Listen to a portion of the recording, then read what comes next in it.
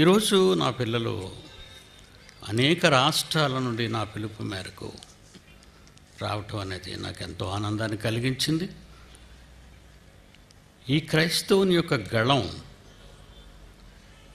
దేశంలో ఉన్న అన్ని రాష్ట్రాల అసెంబ్లీలో వినబడాలి అంటే క్రైస్తవ్యం తరఫున ప్రతి అసెంబ్లీలో కూడా ఒక నామినేటెడ్ పర్సన్ మనకు తప్పనిసరి. ఎందుకంటే జరుగుతున్న అన్యాయాన్ని వెంటనే ప్రభుత్వం దృష్టికి తీసుకువెళ్ళే ఒక వారధి కావాలి మనకు, అంతే తప్ప ఏదో రాజకీయాల్లో ప్రవేశించాలనేటటువంటి దౌర్భాగ్యపు ఆలోచన ఆల్ ఇండియా ట్రూ క్రిస్టియన్ కౌన్సిల్కి లేదు. ఇకపోతే అదేవిధంగా నేషనల్ వైడ్గా కూడా మన భారత క్రైస్తవుల తరఫున ఒక వ్యక్తి ఒక నామినేటెడ్ పర్సన్గా పార్లమెంట్లో కూర్చోగలగాలి. ఎందుకంటే ఇది దేశానికి సంబంధించిన ఇష్యూ అయితే వెంటనే దాన్ని మరి మన తరఫున అక్కడ కూర్చున్నటువంటి మరి ఎంపీ గారికి విషయాన్ని తెలియచేయాలి. దయచేసి తప్పుడుగా మీరు ఎవరో ఆలోచించరని నాకు తెలుసు. మనమంతా ఒక చక్కటి ఆలోచనతో, ఐక్యతతో, నిస్వార్థపూరితమైన ఆలోచనతో, ధనాపేక్ష లేనటువంటి వాళ్ళముగా, త్యాగశీలులముగా, త్యాగధనులుగా మనమంతా కూడా ప్రపంచానికి పరిచయం కావలసిన రోజులు ఆసన్నమయ్యాయి. ఇక భారతదేశంలో క్రైస్తవుల పట్ల దారుణమైన పరిస్థితులు మీరు నిన్నే చూశారు. ఇకపోతే సపోజ్ మీడియా వాళ్ళు ఉన్నారు, మన మీడియా వాళ్ళు ఉన్నారు, వాళ్ళు ఎప్పుడు చూసినా వాళ్ళ గురించినటువంటి వార్తలే సమాజంలో మరి రాజకీయ నాయకులు వెంట తిరుగుతుంటారు ఎక్కువగా. అదేవిధంగా మరి సినిమా యాక్టర్ల చుట్టూ తిరుగుతుంటారు వీళ్ళు మీడియా వాళ్ళు. ప్రతి వాళ్ళని పెద్ద లేదు, చిన్న లేదు, ఐఏఎస్ లేదు, ఐపీఎస్ లేదు, ఎవరిని పడితే వాళ్ళని మరి ఎలా నిలబెడతారంటే నేరస్తులుగా, ఒక దేశద్రోహులుగా మరి భయంకరంగా చిత్రీకరిస్తారు. ఒక విషయం మీరు గమనించాలి. నేను ఎప్పుడూ మీడియాను ప్రశ్నిస్తుంటాను. ఒక వ్యక్తి నేరం చేసినప్పుడు పోలీసులకు పట్టబడతాడు, పోలీసు వారు కేసు ఫైల్ చేస్తారు. ఆ ఫైల్ చేసిన దాన్ని అతడు ఒక హంతకుడుగానో, ఒక రేపిస్ట్గానో, లేదంటే మరొక వ్యక్తిగానో, నేరస్తుడుగానో మరి హెడ్లైన్స్లో చూపించే ఈ మీడియా వాళ్ళు కోర్టు జరిగిన తర్వాత 2-3 ఏళ్ల తర్వాత అతడు నిర్దోషిగా తేల్చి మరి తీర్పు ఇచ్చినప్పుడు ఆ తీర్పు మాత్రం వీళ్ళు ప్రకటించరు. అంటే వీళ్ళ వార్తల వలన అనేక మంది ఆత్మహత్యలు చేసుకుంటున్నారు, అనేక మంది కుటుంబాలుగానే రాలిపోతున్నారు. మీడియాకు మనం చెప్పిన వాళ్ళు వినో దశలో లేరు. ఎందుకంటే ఇప్పుడు ఉన్నటువంటి మీడియా వాళ్ళంతా కూడా మత స్వార్థపరులుగానే కనబడుతున్నారు. వాళ్ళ ప్రోగ్రామ్స్ అయినప్పుడు 24 గంటలు ప్రోగ్రాములు చూపిస్తారు. మన గురించిన ఇంత గొప్ప ప్రోగ్రామ్ కానీ, ఇంత పెద్ద ఊరేగింపు కానీ, ఒకరోజు మేము మీడియా మీద తీసినటువంటి 1000 మంది ప్రజలతో విశాఖపట్నంలో తీసినటువంటి మీడియా మీద తీసినట్టు ర్యాలీ ఒక్క న్యూస్ పేపర్లో రాలేదు, ఒక్క ఛానల్లో చూపించలేదు. అంటే క్రైస్తవ ద్రోహులుగా, క్రైస్తవ విరోధులుగా కనబడుతున్నట్టు మరి మనం ఈరోజు చూస్తున్నాం. మీరు ముఖ్యంగా గమనించవలసిన విషయాలు ఇవన్నీ. ఇకపోతే అందరూ వీళ్ళకి భయపడుతున్నారు. ఒక ఎస్పీ భయపడుతున్నాడు, ఒక కమిషనర్ పోలీసు భయపడుతున్నాడు, ఒక కలెక్టర్ ఐఏఎస్ భయపడుతున్నాడు, ఒక మినిస్టర్ భయపడుతున్నాడు, ఒక ఎంపీ భయపడుతున్నాడు, ఒక ఎమ్మెల్యే భయపడుతున్నాడు. ఇటు వాళ్ళకి ఎందుకు భయపడాలి? అసలు వాళ్ళ నేరాలు ఇప్పుడు ఎందుకు బయటకు రావని నిన్నగాక నిన్నో మీ ముందు వాపోయని సంగతి మీ అందరికీ తెలుసు. అలా వాపోతున్న నాకు దేవుడు ఊరట ఇచ్చాడు. ఎలాంటి ఊరట ఇచ్చాడో నేను చెప్పే కంటే ఒక్కసారి స్క్రీన్ మీద మీరు చూసి ఆ చదివేదాన్ని మైక్ పెట్టి చదవండి ఆయన. ఆ చదివేది మీరు చాలా జాగ్రత్తగా వినాలి. ఒక్కసారి వేయనైనా అందులో ఎన్ని ఉన్నాయో తెలుసండి. TV5, NTV, ABN, TV9, Gemini, ఈ ఛానళ్ళ మీద వెబ్సైట్లో వచ్చినట్టు ఇది వాళ్ళు ప్రకటించుకుంటారంటే అందుకే మనకు ఎవరికైనా తెలీదు. ఇది మనకు పంపించారు. వీళ్ళ మీద దేవుడు తీసుకున్న యాక్షన్ అంటే పక్షపాత ధోరణి మీడియా వాళ్ళకు ఉన్నట్టు కనబడుతుంది మనకి. ఎప్పుడు చూడండి ఈ మీడియా వాళ్ళు ఈ ఎంపీ గారు ఏదో అన్నారని మరొక ఎంపీ గారితో చెప్తే వీళ్ళిద్దరి మధ్య గొడవలు పెట్టి అబ్బబ్బా రచ్చ ఎంత రచ్చ చేస్తారంటే దారుణంగా రచ్చ చేస్తుంటారు. ఇది మీ కొరకు దేవుడిచ్చిన ఇన్ఫర్మేషన్, ఇది మాకిచ్చిన ఇన్ఫర్మేషన్. ఇది వాళ్ళని మీరు ఎలాగ అంటున్నారు కనుక ఇదిగోండి వాళ్ళ యొక్క బ్రతుకేంటో నేను చెప్తున్నానని ఇదిగో మనకు పంపించారండి. కమాన్ చదువునైనా. న్యూస్ ఛానళ్ల కుంభకోణం గుట్టురట్టు, స్టింగ్ ఆపరేషన్లో పచ్చి నిజాలు. తెలుగు న్యూస్ ఛానళ్లకు సంబంధించి దిగ్భ్రాంతికరమైన అంశం వెలుగులోకి వచ్చింది. నిత్యం నీతులు చెప్పే టీవీ ఛానళ్లు డబ్బు కోసం అడ్డదారి తొక్కడంపై ఒక మీడియా సంస్థ నిర్వహించిన స్టింగ్ ఆపరేషన్లో బట్టబయలైంది. తెలుగు రాష్ట్రాల్లో ఏడాదికి 1000 కోట్ల ప్రకటనలు మీడియా సంస్థలకు అందుతున్నాయి. వీటిని అందిపుచ్చుకునేందుకు పలు టీవీ ఛానళ్లు లంచాలు ఎరవేసిన విషయం వెలుగులోకి వచ్చింది. టీవీ ఛానళ్ల పనితీరు, ప్రేక్షకుల ఫాలోయింగ్పై broadcast audience research council of India rating ఇస్తూ ఉంటుంది. ఇందుకోసం ఎంపిక చేసుకున్న ఇళ్లలో రేటింగ్ మీటర్ బాక్సులను అమరుస్తుంది. ఇక్కడే తెలుగు టీవీ ఛానళ్లకు అడ్డదారి తొక్కాయి. రేటింగ్ మీటర్లు అమర్చబడిన ఇళ్లను గుర్తించి సదరు ఇంటి కుటుంబ సభ్యులకు నెల డబ్బు చెల్లించి ప్రతిరోజు కనీసం 2 నుంచి 4 గంటల పాటు తమ ఛానళ్లు నిరంతరంగా ట్యూన్ చేసేలా ఒప్పందం కుదుర్చుకున్నారు. అలా రోజుకు 2 గంటల పాటు ఒక ఛానల్ను ట్యూన్ చేసి పెడితే సదరు ఇంటికి 2000 ఇస్తున్నాయి.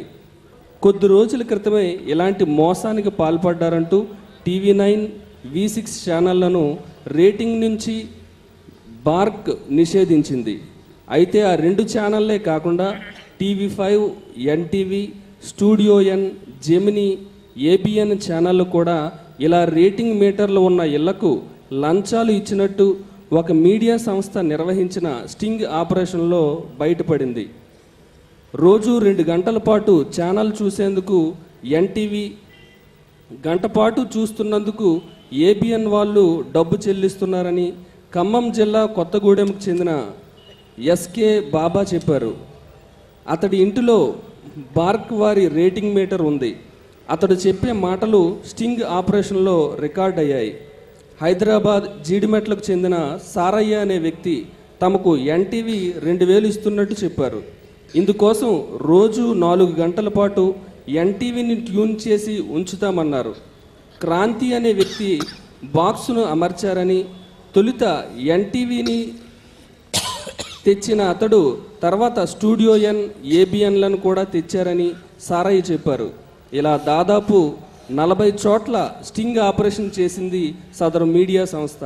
ఈ స్టింగ్ ఆపరేషన్లో ఎక్కువగా TV5, NTV, studio N, ABN, Gemini ఛానళ్ల పేర్లు వినిపించాయి. TV9 కూడా డబ్బు చెల్లిస్తున్నట్టు స్టింగ్ ఆపరేషన్లో వెల్లడైంది. దీనిపై బార్క్ ఎలా స్పందిస్తుందో, ఈ స్టింగ్ ఆపరేషన్లను పరిగణలోకి తీసుకుంటే తెలుగు రాష్ట్రాల్లో టాప్ న్యూస్ ఛానళ్లుగా చలామణి అవుతున్న ఛానళ్లు చాలా ఏళ్లుగా మోసాలు చేస్తూ బతుకుతున్నట్టు స్పష్టమవుతుంది. బైబిల్ ఓపెన్ యూనివర్సిటీ ఇండియా కానీ, క్రైస్తవులపై కానీ వీళ్ళ మధ్య చాలా దారుణంగా ఈ మీడియా ఛానల్స్ ప్రవర్తిస్తున్నాయి. నేను అనుకున్నాను all India true Christian council తరఫున ఈ రాష్ట్రంలో ఉన్న ప్రతి ఈ న్యూస్ ఛానల్ ఆఫీసు స్టూడియోల ముందు ధర్నాలు చేయిద్దాం. ఎందుకంటే వీళ్ళు మన గురించి అస్సలు మంచి అనేది ఈ వ్యవస్థలో ఇలాంటి మాటలు చెప్పేవాడు ఎవడో ప్రపంచంలో లేడు. మీకు తెలుసు, అసలు మీడియాని శాసించే మగాడు ఎవడైనా ఉన్నాడంటే చరిత్రలో మొట్టమొదటి పిడి సుందర్రావు మాత్రమే. అది మాత్రం మీరు గ్రహించాలి. ఈ మీడియాకి IASలు భయపడుతున్నారు, IFSలు భయపడుతున్నారు, ICS అందరూ భయపడిపోతున్నారు, మంత్రులు భయపడుతున్నారు, ఎమ్మెల్యేలు భయపడుతున్నారు, ఎంపీలు భయపడుతున్నారు. అందరూ అతని ముందు భయపడతారంటే వాడు ఏమైనా సుప్రీంకోర్టు జడ్జా, చీఫ్ జస్టిసా? ఏమండి వీళ్ళు అసలు ఏంటి, వీళ్ళు ఎంత వేడి, ఎంత పొగరికిందంటే ఈ ఛానల్స్కి. నా మీదే ధ్వజం ఎత్తారు, అందుకే వాళ్ళని పట్టి అప్పగించాను. ఆ ఛానల్లో బయట పెట్టే ఒకే ఒక ఛానల్ జైశాలి లైవ్ ఛానల్. ఎప్పటికైనా వాళ్ళకి బుద్ధి రావాలి. ఇంకొకసారి మళ్ళా పిడి సుందర్రావు మీద బురద జల్లడానికి ఏ టీవీ ఛానల్ అయినా ముందుకొచ్చిందో మీ స్టూడియో ముందు ధర్నా చేసి అసలు లైసెన్సులే రద్దు చేయించాలని మేము ప్రభుత్వానికి తెలియచేయడానికి సిద్ధపడుతున్నాం. ఏదైనా ప్రకటించాలి అంటే ఏ విషయమైనా ప్రజల మధ్యకు తీసుకెళ్లాలంటే అలజడును సృష్టించేవి ఉండకూడదు. శాంతిని కోరేదే ఉండాలి. 2012 డిసెంబర్ 21కి ఇక అయిపోతుంది, రేపటికి ఉండవు అని నోటుకొచ్చినట్టు వాగారు ఈ మీడియా ఛానళ్ళన్నీ కూడా. ఏమండి, ఎంతమంది చచ్చిపోయారో మీకు తెలుసా? అసలు ఎవరైనా అడుగుతున్నారా? ఎందుకంటే ఐ న్యూస్ వాళ్ళండి వాళ్ళనే అంటామండి, అయ్య బాబు వీళ్ళు ఎన్టీవీ వాళ్ళండి వద్దు, అయ్య బాబు మీడియా వాళ్ళు వచ్చేస్తున్నారండి. వాళ్ళు ఏమైనా యమకింకర్లా? ఎందుకు వాటికి భయపడుతున్నారు? మీరు ఏమైనా నేరం చేశారా? నేరం చెయ్యని మగాడే మీడియాని శాసించే మొగుడు.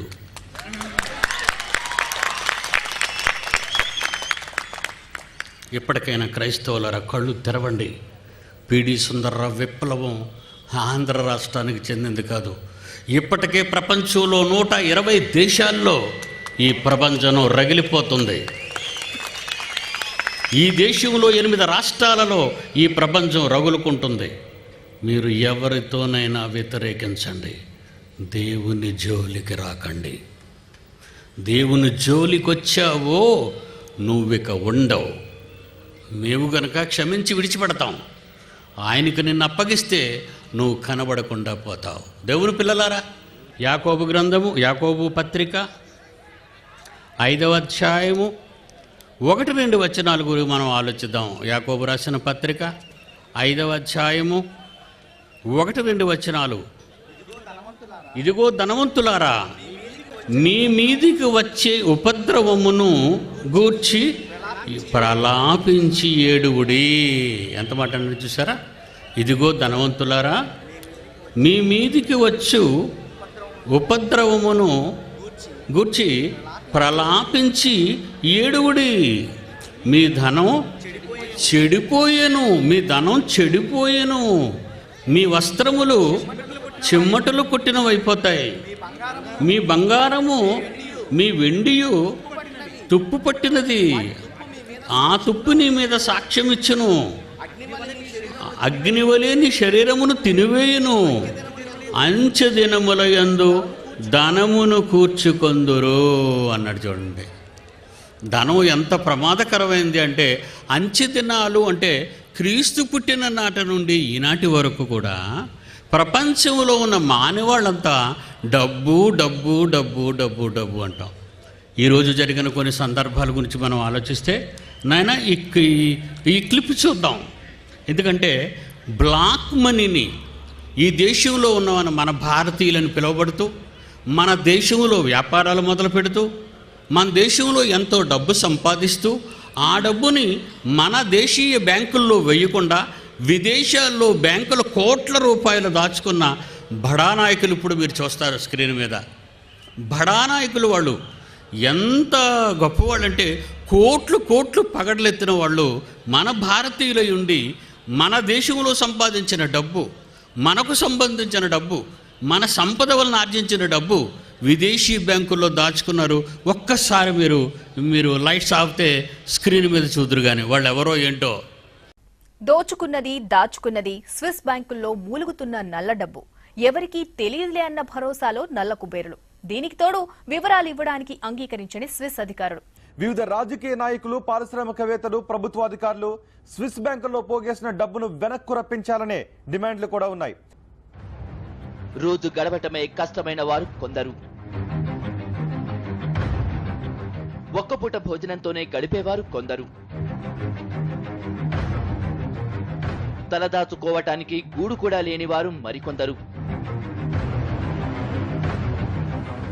కట్టుకోవటానికి బట్ట కూడా లేనివారు ఎంతో మంది. ప్రపంచంలో పేదలు అత్యధికంగా ఉన్న దేశాల్లో భారత్ 3వ స్థానం. కానీ ఇదే ఇండియాలో బ్లాక్ మనీ మూలుగుతున్న వారు ఎంతో మంది ఉన్నారు. వారిలో 612 మంది విదేశాల్లో అక్రమంగా డబ్బులు దాచుకున్నారు. వీరిలో పారిశ్రామికవేత్తలు, రాజకీయ నాయకులు, ప్రభుత్వ అధికారులు కూడా ఉన్నారు. విశాఖ ఇండస్ట్రీస్ అధినేత, రాష్ట్రానికి చెందిన లోక్సభ సభ్యుడు G Vivekananda, united spirits, Kingfisher airlines అధినేత, రాజ్యసభ సభ్యుడు Vijay Mallya, Modi group executive director Sameer Modi. Top 10 లిస్టులో పలువురు రాజకీయ ప్రముఖులు ఉండడం దుమారం రేపింది. వికీలీక్స్ విడుదల చేసిన జాబితాలో మాజీ ప్రధాని రాజీవ్ గాంధీ, మాజీ మంత్రులు లాలూ ప్రసాద్ యాదవ్, శరద్ పవార్, రాజా, జ్యోతిరాదిత్య సింధియా, మాజీ ముఖ్యమంత్రి కరుణానిధి, కాంగ్రెస్ నేత సురేష్ కల్మాడి, స్టాక్ మార్కెట్ కుంభకోణం సూత్రధారి Harshad Mehta, jet airways Naresh Goyal, corporate lobbyist నీరా రాడియా పేర్లున్నాయి.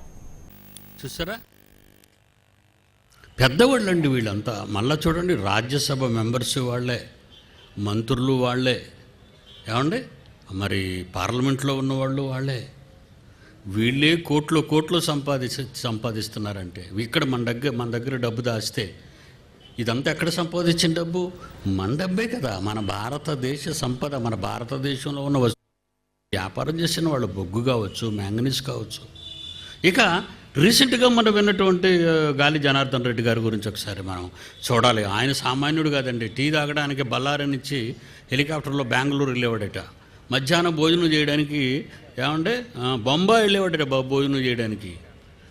జనార్దన్ రెడ్డి గారు, జనార్దన్ రెడ్డి గారు గాలిలోనే తిరిగి జైలుకి వెళ్ళి బయటకు వచ్చాడు. మళ్ళా నిజంగా వాడు బళ్ళారి గనుల్లో ఉన్న కోట్ల సంపద, మాంగనీస్ కానివ్వండి, బొగ్గు కానివ్వండి, పెట్రోల్ కానివ్వండి, ఏదేమైనండి దేవుడు ప్రపంచ ప్రజల కోసం మన దేశంలో పెట్టిన సంపదంతా మనది, అమెరికాలో పెట్టిన సంపదంతా అమెరికన్స్ది, ప్రపంచంలో ఆయా దేశాల్లో ఉన్న భూగర్భంలో ఉన్న సంపదంతా వాళ్ళదే. నేను చాలాసార్లు మాట్లాడుతూ ఒక మాట అంటూ ఉంటాను. ఏంటో మాట అంటే, నేల నీది, నేల కింద గ్యాస్ అట ఎవరిది? అది ఎవరిది? నీది కాదా? నేల మీద మొలిచే పచ్చ గడ్డి నీది, నేల మీద మొలిచే పైరు నీది, నేల లోపల ఉన్న బంగారం నీది కాదట, పెట్రోలు నీది కాదట, గ్యాస్ నీది కాదట అని ఆ రోజు మరి ఈస్ట్ గోదావరిలో చాలా పెద్ద ప్రభంజనం మాట్లాడానండి. ఇకపోతే ఇసుక గురించి మీ అందరికీ తెలుసు. ఏమంటే ఇసుక ఎవరైనా పండిస్తున్నారా? ఇసుకను ఎవరైనా పండిస్తారా అండి? దేవుడు కురిపించిన వర్షాలు, సూర్యుడు మండాలి, సముద్రాలు వేడెక్కాలి, మేఘాలుగా మన నగరం మీదకి రావాలి, కొండల మీద పడిన నీరు నిజంగా ఆ ప్రాంతాల విశాలమైన అరణ్య మార్గాల్లో పడిన నీరు ఇసుకను తోసుకొని వచ్చి కాలువల రూపంలో మానవుల తన పిల్లల కాళ్ళ దగ్గర వేసుకుంటూ వెళ్ళిపోతుందా నీరు. ఆ ఇసుక నీవు ఈరోజు కొనాలంటే, ఒక లారీ ఇసుక నేను బిల్డింగ్ కట్టించేటప్పుడు 40,000కి కొన్నానండి. ఒక చిన్ని లారీ, 3 టన్స్ లారీ, ఆ 3 టన్స్ లారీ ఇసుక 40,000 రూపాయలకు కొన్నాను. ఈ ఇసుక ఎవరు పండించారు? భూమి లోపల గ్యాస్ ఎవరు పుట్టించారు? నేలకు సారాన్ని ఎవరిచ్చారు? ఒకసారి చూద్దామండి. వీళ్ళు ఎంత దారుణంగా దోచుకుంటున్నారు ఈ దేశాన్ని. ఓన్లీ ఫర్ మనీ, డబ్బు. ఏమైపోయినా పర్వాలేదు. చూడండి జనార్దన్ రెడ్డి గారు. ఓవైపు ప్రజలు అష్టకష్టాల్లో ఉన్న కోట్లు కుమ్మరించి కుమార్తె వివాహాన్ని గాలి ఎలా జరిపించారా అని రాజకీయ నేతలతో సహా ప్రజలందరూ తలలు బద్దలు కొట్టుకున్నారు. కానీ ఏం జరిగిందో కనిపెట్టలేకపోయారు. ఇన్నాళ్లకు అసలు నిజం బయటపడింది. అసలు గాలి ఏం చేశారు? ఇంతకీ గాలి జనార్దన్ రెడ్డి కుమార్తె పెళ్లి కోసం ఏం చేశారు? విషయం తెలిస్తే అందరూ అవాక్కు అవుతారు. 1 కాదు 2 కాదు, ఏకంగా 100 కోట్ల రూపాయల విలువైన పాత 500, 1000 నోట్లను మార్చుకున్నారు. ఆ కొత్త నోట్ల సాయంతోనే కుమార్తె పెళ్లిని వైభవంగా జరిపించగలిగారు. డ్రైవర్ ఆత్మహత్యతో అసలు విషయం బయటకొచ్చింది.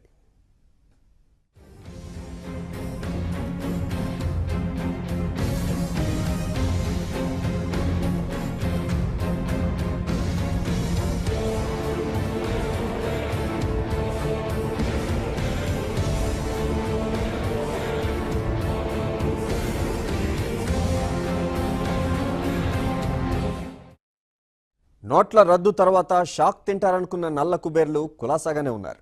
కమిషన్లు ఇచ్చి పాత నోట్లను మార్చుకుంటున్నారు. గాలి జనార్దన్ రెడ్డి కూడా ఇదే పని చేశారు.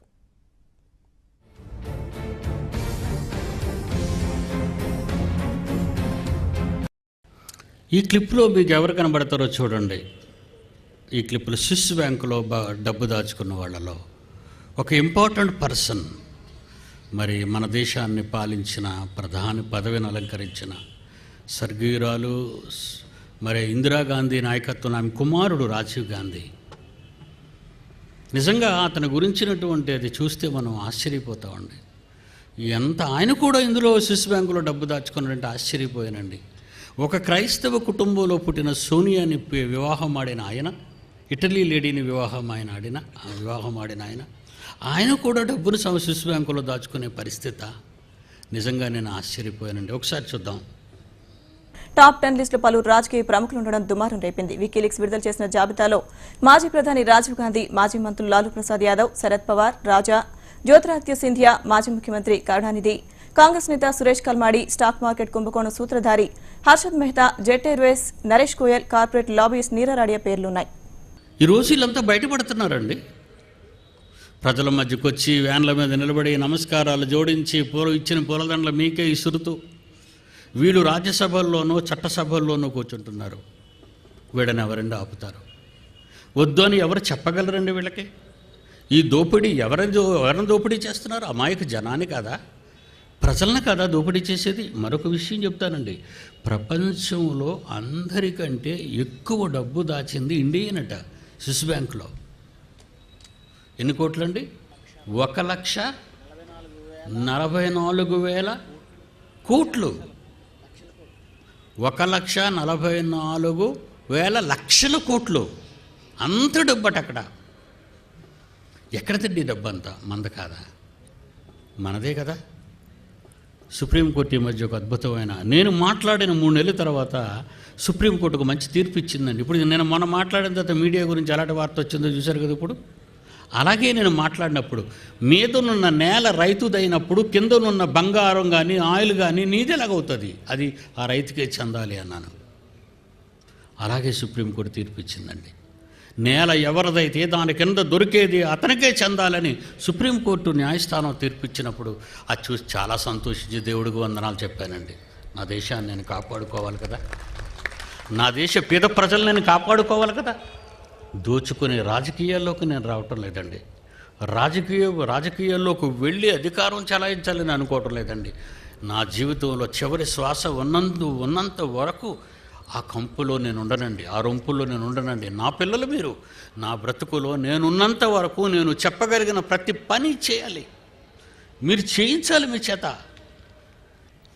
దేవుని వాక్యం ఎప్పుడు నిలబడుతూనే ఉంటుంది. దీన్ని ఎవ్వడు ఆపలేడు.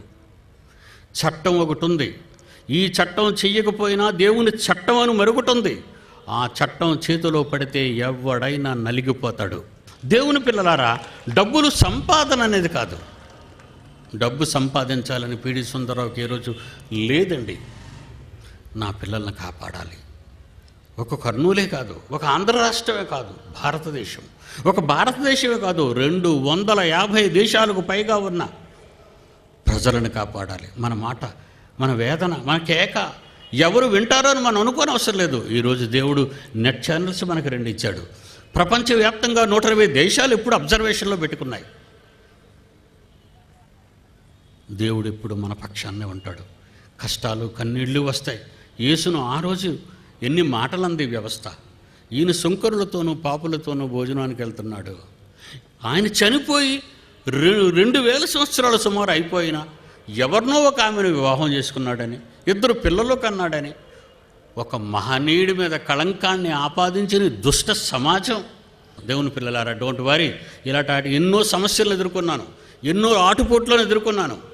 కానీ ఒక మనిషి మీద పగ తీర్చుకుంటావేమో తీర్చుకో, కానీ దేవుని కార్యక్రమాల మీద పగ తీర్చుకోవాలి అనుకుంటే జనాభా లెక్కల్లో నువ్వు ఉండకుండా పోతావు. మరలా నేను మీ మధ్యకి వచ్చాను నా పిల్లల కోసం. నా పిల్లలను నేను చెప్పాలి, నా పిల్లలకు విషయాన్ని చెప్పాలి. నా పిల్లలందరినీ పాడు చేసే దుష్టులు నా పిల్లల మధ్యకి వెళ్తున్నారని తెలిసింది. ముఖ్యంగా కర్నూలు పట్టణంలో అడుగు పెట్టడానికి కారణం నా పిల్లలైన మీలో, మీ హృదయాల్లో ఉన్న ఆవేదనను, బరువును తీసేయడానికే మీ తండ్రిగా మీ మధ్యకి వచ్చాను. అంతేగాని మీ నుండి ఏదో ధనాన్ని సంపాదించుకోవాలి, ఏదో పేరు ప్రఖ్యాలతో ఒక రాజకీయాల్లో ప్రవేశించాలనే కోరిక నాకు లేదు. దేవుని పిల్లలారా, ఈరోజు ఈ సమాజాన్ని దోచుకునే వాళ్ళు ఎలా ఉన్నారో మీకు చెప్తున్నాను. ఈరోజు పాలకులు వాళ్ళే ఈరోజు మన పక్క ఈరోజు ప్రజలు దోచుకుంటూ తింటున్నారు వాళ్ళు. మరి ఎలా మారుద్దాం చెప్పండి? అంటే వాడు మారరు.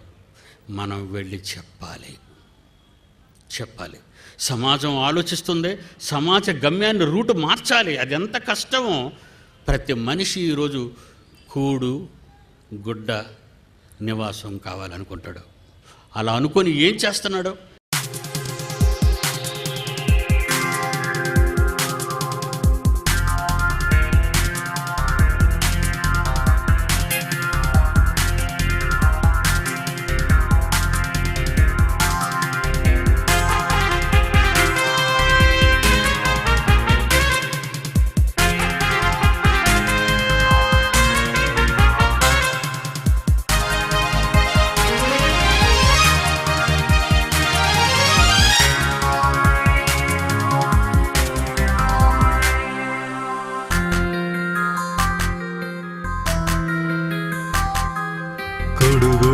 కోసం బ్రతకాలనుకుంది లోకం,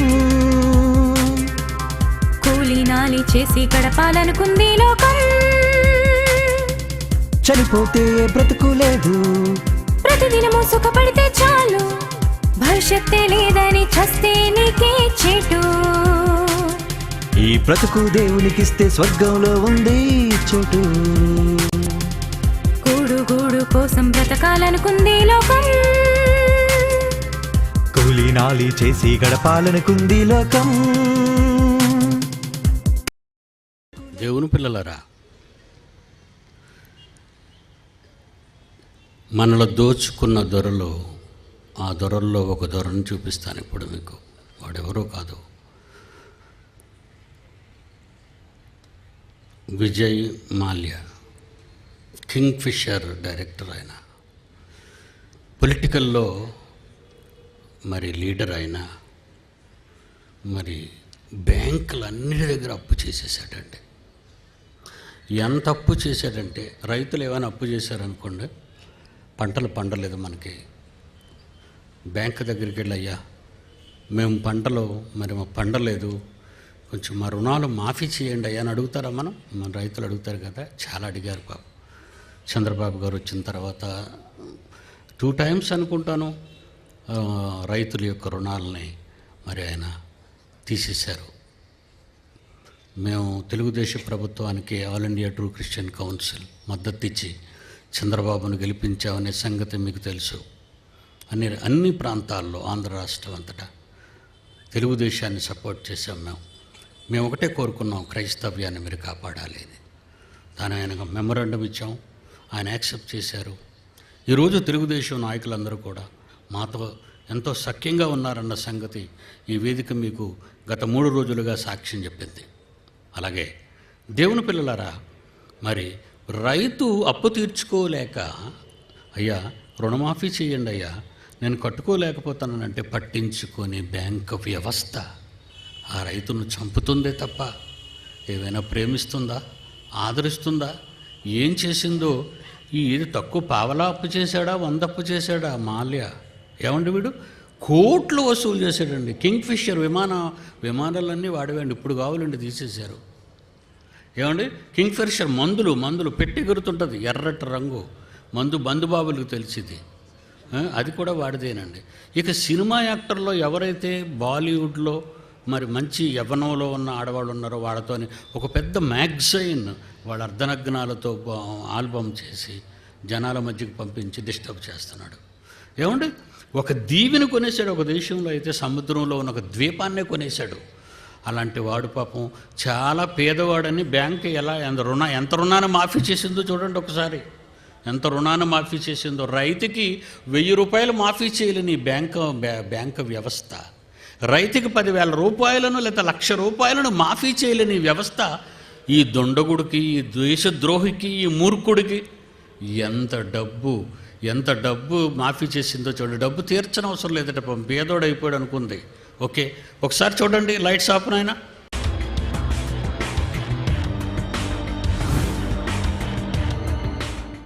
ఓవైపు పెద్ద నోట్లు రద్దయి దేశమంతా రోడ్డెక్కి బ్యాంకుల ముందు క్యూ కడుతుంటే, మరోవైపు బ్యాంకులు ఏం చేస్తున్నాయో తెలుసా? 100,000 కోట్లు ఎగనమ్మం పెట్టేసిన పెద్ద మనుషుల సేవలో తరిస్తున్నాయి. 1000 రూపాయల నోనుంటే 100 సార్లు వెంటపడే బ్యాంకర్లు బడా దోపిడీదారులకు పిలిచి మరీ రుణమాఫీ చేస్తున్నాయి. పేరుకు ఏటా జరుగుతున్న తతంగమని చెప్తున్నా ఈ పరిస్థితుల్లో చెయ్యడమే ప్రభుత్వాన్ని చిక్కుల్లో పడేసింది.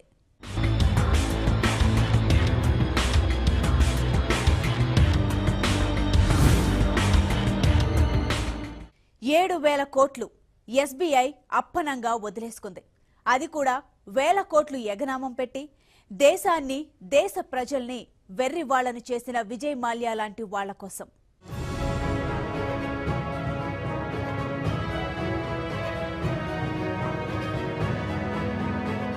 ఈ దేశంలో ఎంత పెద్ద కంపెనీ అయినా బోర్డు తిప్పేసినంత సుఖం ఇంకోటి లేదు. ఐపీ పేరుతో ఉన్న అప్పుల్ని ఎగ్గొట్టొచ్చు. తట్టాబుట్టా సర్దుకుని ఎంచక్కా దేశం వదిలి ఎంజాయ్ చేయొచ్చు. అక్కడితో వాళ్ల రాజభోగాలు పూర్తి కావు. 1,000 కోట్ల అప్పులు చేసి బ్యాంకులకు టోకరా పెట్టినా సరే, వన్ ఫైన్ మార్నింగ్ మీ 1,000 కోట్ల రుణాలన్నీ రద్దు చేస్తున్నామంటూ వారి పట్ల బ్యాంకులు మరింత ప్రేమ ప్రదర్శిస్తాయి. బడా బడా వ్యాపారవేత్తలకు, పారిశ్రామికవేత్తలకు, ముఖ్యంగా జనం సొమ్ముతో జలసాలు చేసుకునే పెద్ద మనుషులకు ఇది ఈ దేశంలో మాత్రమే లభించే అద్భుతమైన అవకాశం. లేకపోతే పెద్ద నోట్ల రద్దుతో దేశమంతా రోడ్డెక్కి గంటల కొద్దీ క్యూలో నిల్చుంటోంది. 2000 కోసం 2-3 గంటలు వేచి చూడాల్సి వస్తోంది. విత్డ్రా కోసం వెళ్లి ప్రాణాల్నే పణంగా పెడుతున్నారు. పెళ్లిళ్లు ఆగిపోతున్నాయి. వ్యాపారాలు లేవు. చిన్న వ్యాపారులకు పూట గడవడమే కష్టమైపోతోంది. మొత్తంగా వారం రోజులుగా దేశం కరెన్సీ కటకటతో అల్లాడిపోతుంటే అర్థం కాని సాంకేతిక కారణాలు చెప్పి 100 మంది డిఫాల్టర్లకు ఎస్బీఐ వరాలు ప్రకటిస్తుందా? 1000 రూపాయల లోనుంటేనే 100 సార్లు వెంటపడే అధికారులు దేశాన్నే మోసం చేసి దర్జాగా విదేశాల్లో తిరుగుతున్న కేటుగాళ్లపై ఎలా కనికరం చూపుతారు? ఒకటా రెండా? 7,000 కోట్లు వద్దనుకుని ఎలా వదిలేస్తారు? విజయ్ మాల్యా ఈ పేరు చెబితే చాలు ప్రభుత్వ, ప్రైవేటు బ్యాంకులకు ఒళ్లు కంపరమెత్తిపోవాలి. 1,000 కోట్ల రూపాయలు రుణాలుగా తీసుకుని ఎగనామం పెట్టినందుకు ప్రపంచంలో ఎక్కడున్నా తీసుకొచ్చి అనా పైసాతో సహా వసూలు చెయ్యాలన్న కసి ఉండాలి. కానీ దేశంలోనే అతిపెద్ద బ్యాంకుగా చెప్పుకుంటున్న స్టేట్ బ్యాంక్ ఆఫ్ ఇండియా ఏం చేసిందో తెలుసా? విజయ్ మాల్యా అప్పుపడ్డ సుమారు 1,200 కోట్ల రూపాయల్ని ముక్కుపిండి వసూలు చేయడం మానేసి రాని ఖాతాల కింద జమ చేసింది. జనానికి అర్థమయ్యే భాషలో చెప్పాలంటే ఇస్తే ఇచ్చాడు, లేదంటే లేదన్నమాట. ఒక్క విజయ్ మాల్యా మాత్రమే కాదు, ఎస్బీఐ నుంచి 100 కోట్లు నజరానా అందుకున్న టాప్ 100 డిఫాల్టర్లలో ఇప్పటి వరకు 63 మంది పేర్లు బయటపడ్డాయి. ఇందులో మాల్యాకు 1,200 కోట్ల రూపాయలు రద్దు చేయగా, కేఎస్ ఆయిల్స్ కి 596 కోట్లు, సూర్య ఫార్మాస్యూటికల్స్ కి 526 కోట్లు, జీఈటీ ఇంజనీరింగ్ కన్స్ట్రక్షన్స్ కి 400 కోట్లు, సాయి ఇన్ఫోసిస్టమ్ కి 376 కోట్లు, విఎంసీ సిస్టమ్స్ కి 370 కోట్ల రుణాలు రద్దు చేసినట్లు తెలుస్తోంది.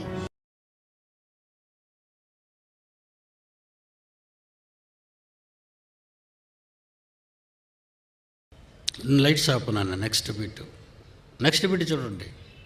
ఓవైపు బ్లాక్ మనీపై కేంద్రం యుద్ధం ప్రకటిస్తే మరోవైపు కొంతమంది బ్యాంక్ సిబ్బంది అడ్డదారులు తొక్కుతున్నారు. కాసులకు కక్కుర్తిపడి బ్యాంకుల్లో బ్లాక్ మనీని వైట్ గా మారుస్తూ ఉన్నారు. ఈ క్రమంలో సిండికేట్ బ్యాంక్ లో క్లర్క్ మల్లేష్ ఎలాంటి ఆధారాలు లేకుండా పాత పెద్ద నోట్లు 6 లక్షల రూపాయలు మార్చి అడ్డంగా బుక్ అయ్యాడు. మల్లేష్ ను అరెస్ట్ చేసిన పోలీసులు పూర్తి స్థాయిలో విచారిస్తూ ఉన్నారు. ఇదిగో కత్తి లాంటి ఆఫీసులో సెటిల్ అయిన ఈ శాల్తీని చూడండి. పాత నోట్ల మార్పిడి కోసం టీవీ9 నిఘా టీం ఇతన్ని సంప్రదించింది. లచ్చిందేవి నట్టింటికి నడిచొచ్చినట్టు గురుడు ఫిదా అయ్యాడు. క్యాష్ ఎంత అంటూ డైరెక్ట్ గా మ్యాటర్లోకి వచ్చాడు. కోటికి 30 లక్షల కమిషన్ ఇచ్చి 70 లక్షలు తీసుకెళ్లాడని సింగిల్ స్టేట్మెంట్ తో తేల్చిపారేశాడు. ప్రస్తుతానికి 30 లక్షలకు డీల్ ఓకే అన్నాడు. 30 లక్షల పాత నోట్లు ఇస్తే 21 లక్షల నెట్ క్యాష్ ఇచ్చేస్తానన్నాడు. అబ్బో 30% అన్న కాస్త తగ్గరాదే అంటే 30కి తగ్గే ముచ్చటే లేదన్నాడు. ఇవాళ 30 నడుస్తోంది. డేటు మారితే రేటు మారుద్ది. 40 నుంచి 50% కూడా కావచ్చని కుండ బద్దలు కొట్టేశాడు. మరే కోటి ఇస్తామంటున్నారు. సరే డినామినేషన్ ఎలా ఉంటుందని అడిగితే 100 నోట్లు 50 నోట్లు దండిగా ఉన్నాయని సెలవిచ్చాడు. 100, 50 సరే 2,000 రూపాయల నోట్లు కూడా అందుబాటులో ఉన్నాయా అంటే అదో లెక్క అన్నట్టుగా లుక్ ఇచ్చాడు. మీకు ఎలా కావాలంటే అలా ఇచ్చేస్తానన్నాడు. బ్యాంక్ మేనేజర్లు మన చెంతనుండగా 2,000 నోట్లకు చింత ఏలా అని ముసిముసిగా అసలు ముచ్చట చెప్పేశాడు. గట్లయితే బ్యాంక్ మేనేజర్ని కలిపి జర కమిషన్ తగ్గించమని బతిమలాడితే దానికో లెక్క ఉందని అసలు లెక్క విప్పాడు. బ్యాంక్ మేనేజర్లు డైరెక్ట్ గా సీన్ లోకి రారట. అంతా మధ్యవర్తుల ద్వారానే మేనేజ్ చేసుకోవాలట. ప్రజల సౌకర్యం కోసం ప్రభుత్వం విడుదల చేస్తున్న 2,000 రూపాయల కొత్త నోట్లు సైతం పక్కదారి పడుతున్నాయి. కొంతమంది బ్యాంక్ మేనేజర్ల కనుసన్నల్లో క్యాష్ మాఫియా జడలు విప్పుతోంది. కొందరు బ్యాంక్ మేనేజర్లు దళారుల్ని ఏర్పాటు చేసుకుని డీల్ చేస్తున్న వైనాలు వెలుగులోకి వస్తున్నాయి. అమాయక ప్రజలారా, మిమ్మల్ని ఎవరారా కాపాడతారు? కంచె చేను మేస్తుంది అక్కడ. ఒక రైతు 100,000 అప్పు ఉంటేనే వాడు ప్రాణం తీసే ఈ బ్యాంకింగ్ వ్యవస్థ. ఏటీఎంలోనే దొంగ నోట్లు వస్తున్నాయని ఆ నోటు తీసుకెళ్ళి బ్యాంకులో వేయాలనుకుంటే బ్యాంక్ మేనేజర్ నోటు చింపేస్తాడు. ఇది ఫేక్ నోటు అని పోలీసులకు ఫోన్ చేసి నువ్వు దొంగ నోటు మాకు ఇచ్చాడని మనల్ని పోలీసులకు అప్పగిస్తాడు. మరి ఏటీఎంలో నుంచి దొంగ నోట్లు బయటకు వచ్చినప్పుడు ఏ బ్యాంక్ మేనేజర్లను అరెస్ట్ చేశారు? ప్రతిదానికి అమాయకులైన ప్రజలేనరా. నిరాశ జీవుల నిస్సహాయం. మీకెవరన్నా సహాయపడతారు? నేను ఎంతకాలం వరారో మీ గురించి బాధపడాలి? ఎవరిని అడగాలి చెప్పండి? ఎవరినైనా అడుగుతాను. నా ముందు నిలబెట్టగలిగితే ఎవరో ఒకరు రావాలి ఈ సమాజానికి. ఎవరో ఒకరు ఈ సమాజానికి రావాలి. వచ్చినంత వరకు మీ కడుపుకు అన్నం దొరకదు. నిజంగా అండి, వచ్చినంత వరకు మీ కడుపుకు అన్నం దొరకదు. మీకు గూడు ఉండదు. దోపిడి దొంగలు దోచుకుంటున్నారు. అధికార పీఠాల మీద కూర్చుంటున్నారు. కోట్ల రూపాయలు తెచ్చుకుంటున్నారు, తినేస్తున్నారు. బ్యాంకులు క్షమాభిక్ష పెడుతున్నాయి. నువ్వు తీర్చనవసరం లేదులే, నువ్వు ఇవ్వనవసరం లేదులే. రైతు అయితే చావాలా?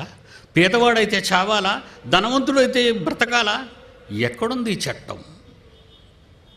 దేవుని పిల్లలారా, నా ఆశ ఒక్కటే, ఈ కషాయ కాసుల కష్టం నుండి మీరు తొలగాలి అంటే భారతదేశ క్రైస్తవుల తరఫున ప్రతి అసెంబ్లీలో ఒక క్రైస్తవుడు కూర్చోవాలి. ప్రతి అసెంబ్లీలో ఒక క్రైస్తవుడు ఉండాలి. పార్లమెంట్లో క్రైస్తవులు కూర్చోవాలి. అప్పుడే ఈ భారతదేశం పేదవానికి పట్టెడు అన్నం పెట్టగలదు. అక్కడ ఉన్న వాళ్ళంతా మన మాట వినరండి, మనల్ని పట్టించుకోరండి, మనపై కేసులు బనాయిస్తారండి, మనల్ని జైళ్ళకు తోసేస్తారండి. మనకు వెసులుబాటు ఉండదండి. ఇక జైల్లో మగ్గిపోతామండి. జైళ్ళకు రౌడీళ్ళు పంపుతారండి. గట్టిగా మాట్లాడి నిన్ను జైల్లోనే చంపేస్తారండి. ఇది నేటి భారతదేశ రక్త చరిత్ర. మనల్ని కాపాడడానికి మన దేవుడు రావాలి. నేను బ్రతికినంత కాలం భూమి మీద మీకోసం, నా దేశం కోసం, నా దేశంలో ముఖ్యంగా క్రైస్తవుల కోసం నేను పోరాడతాను. మీరు నాతో చేయగలపండి. మనమంతా కలిసి సాధిద్దాం, శాసిద్దాం. మనం ద్రోహులం కాదు, మనం దోపిడీ దొంగలం కాదు, మనం ఏ పాపము ఎరుగని వారం. మనం ప్రజల కొరకు రక్తాన్ని ఇచ్చేవాళ్ళం, మనం ప్రజల కొరకు ప్రాణం ఇచ్చేవాళ్ళం. ఈ భారతదేశ చరిత్రను మరలా తిరిగి రాయాలి అంటే ప్రపంచాన్ని తలక్రిందులు చేసే క్రైస్తవుడే నిలవాలి. వాళ్ళు మీరే. మిమ్మల్ని నేను ఆహ్వానిస్తున్నాను. నా పిల్లలు కర్నూలులో విజయోత్సవంతో ఉన్నారు. అన్ని జిల్లాల్లో నా పిల్లలు విజయోత్సవంతో ఉన్నారు. 8 రాష్ట్రాల్లో నా పిల్లలు విజయోత్సవంతో ఉన్నారు. దీని చరిత్ర మనం మార్చక తప్పదు. మంచి రాజకీయ నాయకులను మనం ఎన్నుకుందాం. మంచి నిస్వార్థపరులైన రాజకీయ నాయకులను కూర్చోబెడదాం అసెంబ్లీలో. మంచి నాయకులను పార్లమెంట్లో కూర్చోబెడదాం. స్వచ్ఛమైన పరిపాలన, పరిసరాన్ని శుభ్రం చేసే స్వచ్ఛ భారతి కాదు. ముందు దిల్ స్వస్థపడితే కానీ ఈ ప్రాంతం బాగుపడదు. నీ హృదయం కల్మషముతోనూ, మోసముతోనూ, దగాతోనూ నిండిపోయి చీపురి బట్టు రోడ్డు తుడిచినంత మాత్రాన స్వచ్ఛ భారత్ అవుతుందా చెప్పండి? ఏమండి? స్వచ్ఛ భారతి రావాలి అంటే ప్రతి భారతీయుని హృదయం స్వచ్ఛంగా ఉండాలి, యేసుక్రీస్తు చెప్పినట్టుగా. అప్పుడే స్వచ్ఛ భారతి నిజంగా భారతదేశంలో నిలబడుతుంది. మనసు మారనంత వరకు నువ్వు ఎంతకాలం నటించలేవు. ఏమండి? ఒక్కొక్కసారి మనం ఈ స్వచ్ఛ భారత్ గురించి మనం అప్పుడప్పుడు చూసేటప్పుడు చీపురు పట్టుకోలేని వాడు కూడా చీపురు పట్టుకొని కెమెరా కెమెరా కెమెరా అంటాడు, తుడుస్తుంటాడు. ఏంటి? ప్రపంచ ఆటగాళ్ళు తొడవటమే. ఏమండి? ప్రపంచ ఆటగాళ్ళు తొడటమే, సినిమా యాక్టర్లు తొడటమే, నాయకులు తొడటమే. మత్తయి సువార్త 23వ అధ్యాయము 25వ వచనము. అయ్యో వేషధారులైన శాస్త్రులారా, పరిసయ్యులారా, మీరు గిన్నెయు పళ్ళెమును వెలుపట శుద్ధి చేయుదురు, కానీ అవి లోపల ఓపుతోనూ అజితేంద్రియముతోను, కంపు, కుళ్ళు, ఎంగిలి అజితేంద్రియముతోనూ నిండి ఉన్నవి. గుడ్డి పరిసయ్యుడా, గిన్నెయు పల్లెమును వెలుపట శుద్ధి అగునట్లు ముందు వాటి లోపల శుద్ధి చేయు. నీ హృదయం శుద్ధిగా ఉంటేనే వ్యవస్థ శుద్ధిగా ఉంటుంది. వ్యవస్థ శుద్ధిగా ఉంటేనే పరిసరాలన్నీ పరిశుభ్రంగా ఉంటాయి, దేశం సస్యశ్యామలంగా ఉంటుంది, దొంగలు లేకుండా పోతారు. దేవుని పిల్లలారా, మీకు అందరికీ ఒకటే పిలిపిస్తున్నాను, నోటిచ్చి మందు బోటలిచ్చి ఓటు వేయమంటే దయచేసి మీరు వెళ్ళకండి. నిలబడిన వాళ్ళలో ఉత్తముడెవరినో మీరే నిలబెట్టండి. నాయకుడైన వాడు ప్రజల కొరకు ప్రాణాలు ఇచ్చేవారు ఎవరో అతన్నే నిలబెట్టండి, అతనికి మీ ఓటేయండి. అలాంటి వాళ్ళు అసెంబ్లీలో పార్లమెంట్లో కూర్చుంటే మన కోసం ఆలోచిస్తారు. వాళ్ళు మన కోసం ఆలోచిస్తారు. యేసు అదే అన్నాడు, పరిచారము చేయించుకొనుటకు నేను రాలేదు, పరిచారము చేయించుకొనుటకు నేను రాలేదు, పరిచారము చేయుటకును అనేకులకు ప్రతిగా అవసరమైతే నా ప్రాణం ఇచ్చుటకు వచ్చి తిని అన్నాడు యేసుక్రీస్తు. అది మన ఆశయం. ఈ కసాయి కాసుల ఈ అల్లరిలో, ఈ ప్రవాహంలో దయచేసి మీరు వాటి జోలికి పోకండి. ఉన్నదానితో సంతృప్తిగా ఉండండి, కలిగిన దానితో ఆనందంగా ఉండండి, మీ తండ్రి కొరకు బ్రతకండి. కళ్ళు మూసుకోండి, ప్రార్థన చేస్తాను. ప్రేమ కలిగిన మా తండ్రి, నా పిల్లలను ఉద్దేశించి మీ మనస్సులోని మాటలను చెప్పాను తండ్రి. వీళ్ళంతా నీ పిల్లలే కదా నాయన. నీ పిల్లల్ని నీ వైపు తిప్పటానికి మేము ఎంత ప్రయత్నిస్తున్నావో నీకు తెలుసు దేవా. సమస్యలు లేక, దోపిడీ విధానం లేక, స్వచ్ఛమైన మనస్సుతో ఎదుటివాని కొరకు రక్తమిచ్చి అవసరమైతే ప్రాణం పెట్టే పిల్లలుగా క్రైస్తవులను మార్చండి. ఈ దేశాన్ని కాపాడండి. మరొకసారి మరొక ఘోరాతి ఘోరం ప్రజల మీద జరగకుండా ప్రభుత్వాలకు సమయోచితమైన ఆలోచన ఇవ్వండి.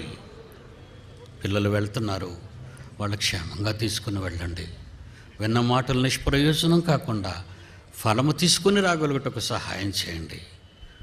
యేసునామాన్ని ప్రార్థన అడుగుచున్నాము తండ్రి, ఆమేన్. మన తండ్రి అయిన దేవుని ప్రేమ, కుమారుడైన యేసుక్రీస్తు వారి కృప, పరిశుద్ధాత్మ దేవుని అన్యోన్య సహవాసం సదాకాలం మనందరికీ తోడేండు నడిపించునుగాక. ఆమేన్.